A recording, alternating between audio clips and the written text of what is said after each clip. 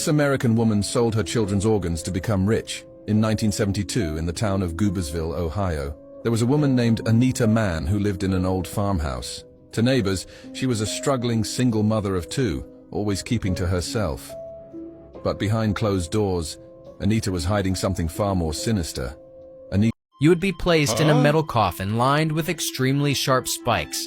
This torture device was designed to trap its victims, slowly closing in and causing excruciating pain.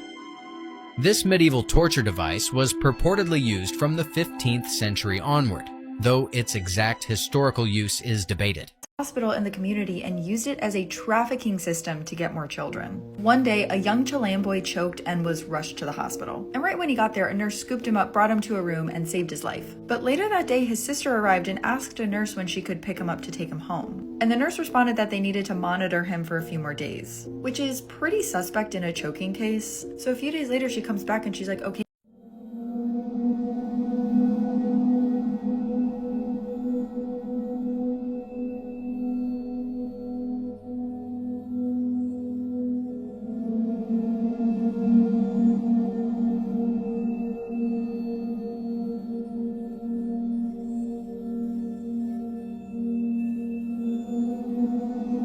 If you love true crime, you need to know about the man from the train, America's most mysterious and terrifying serial killer. Between 1898 and 1912, a shadowy figure traveled across the US, leaving a trail of gruesome axe murders. His crime scenes were eerily consistent. Isolated homes near railroad tracks, families attacked while they slept, and the murder weapon, an axe, often left behind. For over a century, these murders were seen as isolated cases. But researchers Bill and Rachel James connected the dots, revealing a chilling pattern. The killer's name might have been Paul Mueller, a German immigrant who vanished after a similar murder in 1897. He's believed to have killed over 100 people, yet he remains largely unknown. Dive into the eerie tale of the man from the train, America's forgotten serial killer. In 1952, the small village of Centralia, Pennsylvania, was a quiet mining town. But beneath its streets, something terrible was brewing. A coal mine fire started deep underground, and it didn't stop. For years, it burned. The ground cracked open, releasing toxic gases. Buildings began to collapse. The air turned deadly. Soon, the entire town was abandoned, its residents forced to flee for their lives. Yet, the fire still rages beneath the earth. Today, Centralia is a ghost town. Roads crack open. Fumes rise from the ground. And some say at night, you can still hear whispers of the people who never left. Would you dare to walk through this forgotten place? Oh no.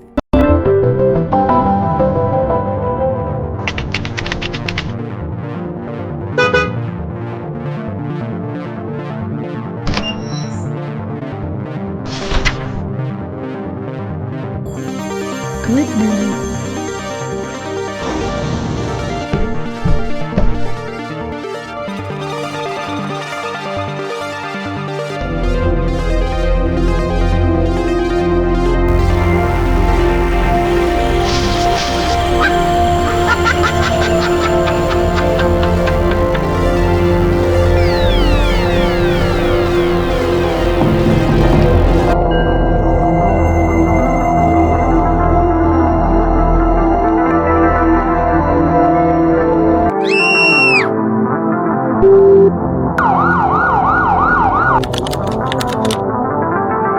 sometimes true for stranger non-fiction. The case of Richard Trenton Chase is a story which even the most depraved horror writer would struggle to create. Over the course of 4 weeks spanning across 1977 and 1978, Richard Chase took the lives of 6 innocent victims in Sacramento, California. His murders gradually progressed in violence, beginning with drive-by shootings and culminating in acts of cannibalism. This is the terrifying truth behind the Teletubbies. The real story of the Teletubbies comes from an old mental hospital in Sofia, Bulgaria, in the year 1960. In this hospital, there was a group of 4 children with quite strange conditions. Lala had a disorder that made her smile all the time. She always stayed alone in her room in the hospital, so her skin turned yellow because she was not exposed to the sun. Tinky Winky was 7 years old. He suffered from depression and did not eat his food. And for a strange reason, he hit his head against the wall until he broke it. So they tied him with ropes by his limbs so he would not hurt himself. This caused his limbs to turn a blue color. In the hospital, there was a fire. Everyone evacuated, but they forgot to get Boo out of there. I imagine you understand why she is red. And Nipsey represented another deaf member of the hospital who was tied to a fence outside the hospital and suffered frostbite. All the Teletubbies characters are based on children who had terrible experiences in this mental hospital.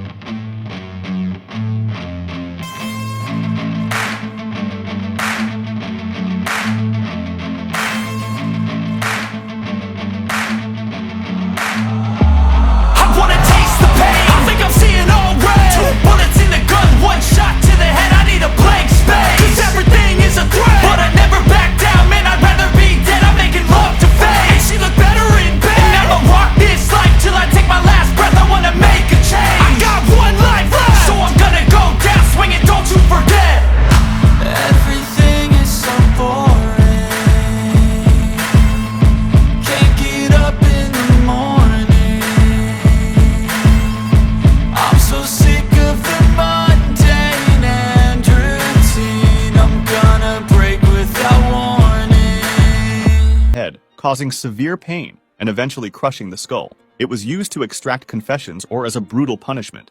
Iron chair. A chair made of iron with sharp spikes on the seat and armrests. The person would be forced to sit on the chair for hours, sometimes days. Keel hauling.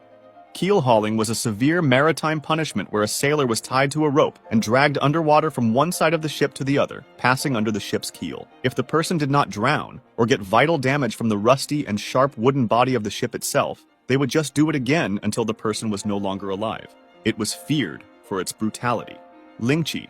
Also known as death by 1,000 cuts, this was a form of execution used in China, where the condemned person's flesh was systematically cut off. They would take small pieces from the flesh to the point where the rib cage was visible. This would go on for hours until the person was finally dead. It was intended to cause maximum pain and suffering before death. Pendulum. A method involving a sharp blade suspended above the victim, which slowly lowered with each swing. The blade would move just like a pendulum. A horrific statue has been found in a museum. It's the body of a woman. The head is studded with steel spikes, and the wings on her body were so conspicuous. The sheriff wasn't surprised. This is the 4th murder in the town. The 3 victims were also made into statues and placed all over the city, and the scene was clean of fingerprints. Anna turned over the candlestick in front of her and found a compass underneath and placed the pointer the killer had left on it. As the compass turned, the needle pointed to a bizarre painting. When she removed it, she found that the murderer had also left a string of characters. The police took the painting to the artist. When he saw the characters in front of him, it pointed out that this was the address of a fake painting. Since it's a copycat murderer, there's a good chance that he'll be copying other paintings. When they arrived at the gallery, they found a portrait and examined it. They found a fingerprint on it. The fingerprint was a woman's. They immediately went to the woman's home. Once inside, the stench hit their nostrils. The woman had already turned into a 1,000-year-old corpse. The police investigated the scene. They found out that this is where the artist lived. The corpse was also the artist's mother. The artist used his own mother as a test subject. It's all a plot by the artist. The police were fooled by the artist. Anna was furious and found the artist in custody. She threatened him with death if he lied to the police, but the artist was very calm. However, coined the phrase, "You can't make this stuff up," might have known the story of real-life boogeyman, Albert Fish. A slight, elderly man with grey hair, no one suspected the kindly single father of being sadistic child murderer and cannibal.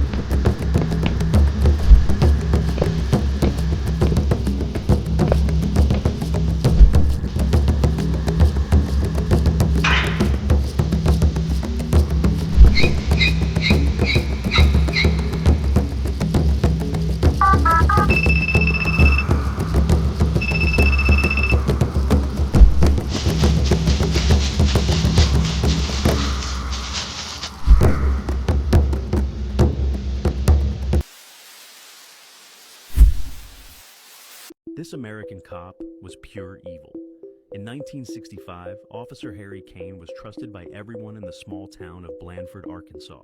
Known as the nicest guy in town, he seemed to be the perfect protector. But Harry had a dark secret. None of the criminals he arrested ever made it to jail. Rookie Officer Justin Time grew suspicious. Harry never filed reports, claiming that paperwork was for losers. Determined to find the truth, Justin followed Harry one night after he took a drunk driver into custody. Instead of going to the station, Harry drove deep into the woods. Justin watched from the shadows as Harry dragged the handcuffed man into an abandoned cabin. Inside, Justin saw rows of jars, each labeled with a name. To his horror, Harry opened one of the jars and stuffed the screaming man inside, sealing it shut and calmly placing it back on the shelf. Stunned, Justin stepped back, accidentally snapping a twig. Harry froze, then turned slowly toward the noise and, with a chilling smile, said, "Sometimes I keep them close so they don't get out of hand." Justin managed to escape and reported everything he saw. But by the time the police arrived, Harry was gone. The jars were real, and what was inside was beyond horror. This is a real thing. 5 young people came to a cave. Unexpectedly, 4 companions were trapped shortly after entering. When the rescue team came to the cave, they found that one of them was walking towards their companions with a knife. What happened to them trapped in the dark cave? It happened in December 1970 in New York, the United States. 6 cave explorers arrived at Rock's Cave as agreed. Because they didn't know that the cave was closed in winter, one of them said that they were all here and didn't want to leave any regrets. Unexpectedly, the other 5 people hit it off, leaving one team member outside the hole, and the others disappeared in the dark hole in turn. As the crowd deepened, the light gradually darkened, but it did not affect everyone's high mood. After the winding perspective, a narrow passage appeared in front of everyone. Due to its special internal structure, which is 20 meters long and only 45 centimeters wide, it is figuratively called the large intestine by the locals. After the 3 people in front of him passed smoothly in turn, Peter, who was only 14 years old and was damp, said the team members in front of him who were bigger than himself. This wave of advantage then made me climb into the cave without hesitation, but the too narrow and dark cave made Peter, who had insufficient experience in exploring the cave-seeking iron law looked behind his head, only thinking about passing through this passage that scared him as soon as possible when the figure of his teammates gradually became clear in his eyes. One of his legs somehow fell into the rock crevice in the panic. Peter tried to pull out his legs by squirming, but found that there was not enough space in any direction. What's worse, his legs are getting more and more stuck, as if he was half bitten by a rock.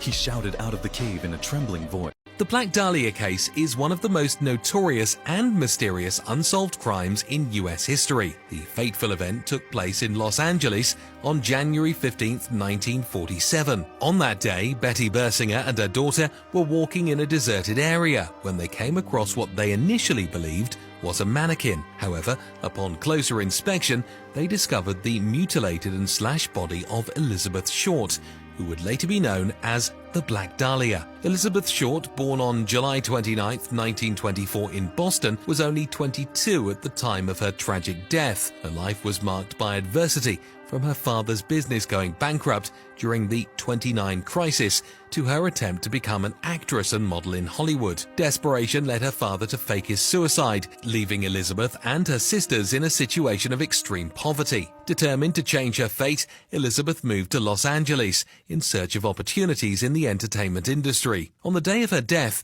Elizabeth's body was found in an empty lot, severed in 2 from the waist. The killer not only made precise cuts, but also removed all internal organs, leaving the body without a single drop of blood.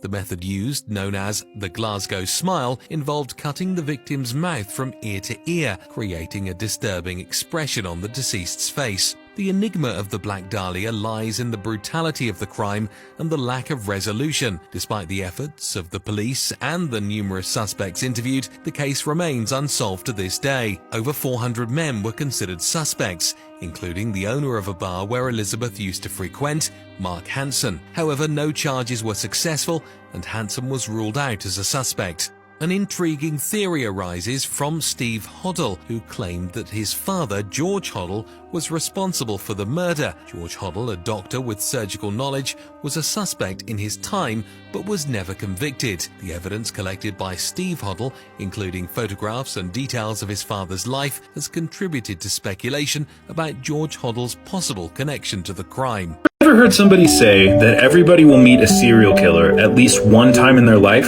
I don't know if that's true or not, but here's my story about how I think I actually did meet a serial killer. Forewarning, this is a little creepy and it's a bit of a long story. So back in 2019 to 2022, I did real estate photography, mainly in Cincinnati, but kind of all over Ohio. One day I got a call about a job where the realtor told me that the daughter of the homeowner who had passed was going to let me into this house because she had the keys. No big deal, very normal. So I show up to the house on my motorcycle because that's how I roll. But when I show up, it's not a woman waiting for me, it's a guy. He's a little bit short, kind of pudgy, balding on top. I said, "Hey, are you the person that's supposed to let me into the house?" And he says, "Yes." I said, "Are you the husband of the woman that was supposed to let me in?" He says, "No, I'm a friend of the daughter whose mom lived in this house," which is very weird, but whatever, he had the keys. So we go inside, and this guy's giving me weird vibes immediately, but I chalk it up to maybe he's got a touch of the tism. I'm not gonna judge him. Here's where the red flags start, though. When I started shooting, he kept walking closer and closer and closer to me, following me into every single room in the house. I repeatedly had to tell him to give me space so he wouldn't be in reflections and so he wouldn't bother me, but he wouldn't listen and kept getting closer and closer and closer. Now, I could have just packed up my stuff and left, or I could have finished shooting really quick so I could get paid, and I chose to finish shooting. So I rush through all the photos and I tell him, "Hey, I'm done inside, I'm gonna shoot outside the house, and then after that, I'll be out of your hair." But then he says, "You forgot about the basement here." I said, "I didn't know that there was a basement. Is it finished? Because we don't usually take photos unless it's a finished basement." And he says, "No, but I would like you to take photos of it anyways because my friend of the friend told me that she wants photos of the basement." I thought that was kind of weird, but whatever. I don't want to argue with this guy. I just want to get this stuff done. So I'll go down, take 30 seconds to take one photo of the basement, and then I will leave. He shows me where the basement is, and I start to walk down the stairs, and I hear him following directly behind me, like one step behind my foot. So I stop midway down, and I turn around and say, "Can you not follow me down here? Because I'm going to take one photo of the whole basement, and I don't want you in the background." And he says,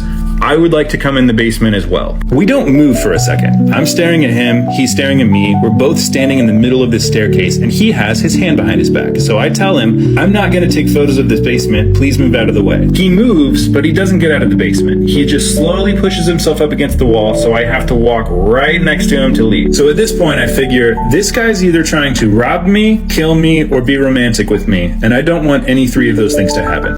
10 terrifying true crime facts.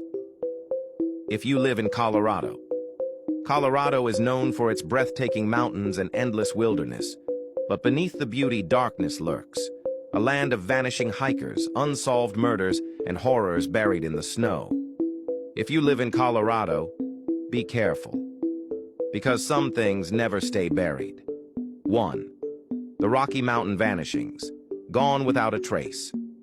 Hikers enter the Rocky Mountains every year, but not all of them come back. Bodies have been found months or years later, bones picked clean, clothes untouched. Some are never found at all. The most chilling part, many had emergency gear, GPS trackers, and years of experience. So what took them? 2. The Denver Hammer Killer, a monster in the night. In 1984, a man crept into Denver homes and bludgeoned families with a hammer. 2 families were slaughtered in their sleep. One couple left barely alive. The attacks were random, brutal, and merciless. Then, as suddenly as they began, they stopped. No one was ever arrested. No one knows why he stopped, or if he ever did. 3. The Smiling Man of Colorado Springs, a face you'll never forget. In 2016, a woman woke up to find a man standing in her bedroom. He was smiling, silent, staring. She screamed, but he didn't move. When the police arrived, he was gone. Weeks later, another family reported the same man, the same smile, the same terrifying stare. He was never caught. Some say he's still watching. The Boulder Jane Doe, a ghost, without a name. In 1954, a woman's body was found in Boulder Canyon. Her hands were cut off, her face beaten beyond recognition. Authorities called her Boulder Jane Doe. For decades, no one knew who she was. No missing person reports matched. Only in 2022 did DNA finally reveal her name, Dorothy Gay Howard. But her killer, still a mystery. 5. The Ghost Town Murders. When no one hears you.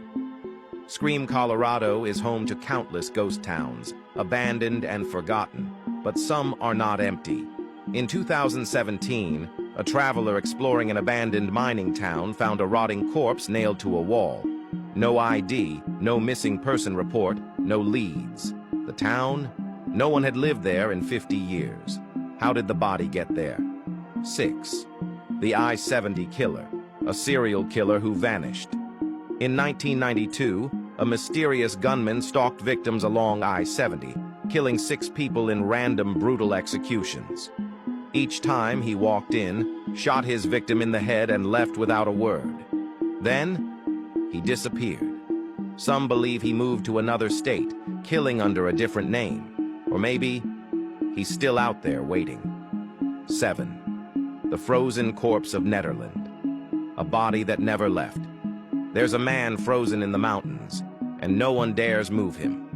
Bredo Morstol died in 1989. His family refused to bury him. Instead, they kept his body on ice, hoping for the day he could be revived. Locals call him the frozen dead guy. And every winter, they celebrate him. Some say the body moves at night. Others claim to have seen his eyes open. Would you dare check? 8. The Hellhound of the Rockies, a beast in the dark. Near Pikes Peak, campers whisper about a creature in the woods. They hear deep growls, footsteps that don't belong to any animal. One hiker's tent was found shredded, claw marks in the dirt. But no human or animal tracks. The last thing he told a friend before he disappeared? There's something out here. 9. The Columbine basement tapes, a nightmare that was hidden. The Columbine massacre in 1999 shocked the world. But what the public never saw? The basement tapes. The killers recorded hours of footage, detailing their plans, their rage, their chilling laughter. Authorities refuse to release them. Some say it's because they're too disturbing. Others believe they hold secrets no one wants revealed. 10. The Black Forest Haunting, a house that breathes. In the 1990s, a Colorado family moved into a beautiful log cabin. Then the nightmares began. Shadow figures, flashing lights, footsteps in empty rooms.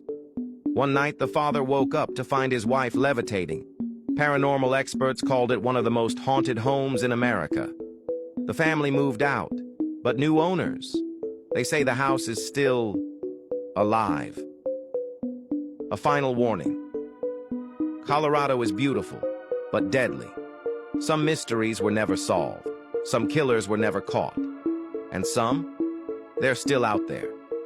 If you live in Colorado, stay alert, because here, the mountains keep their secrets.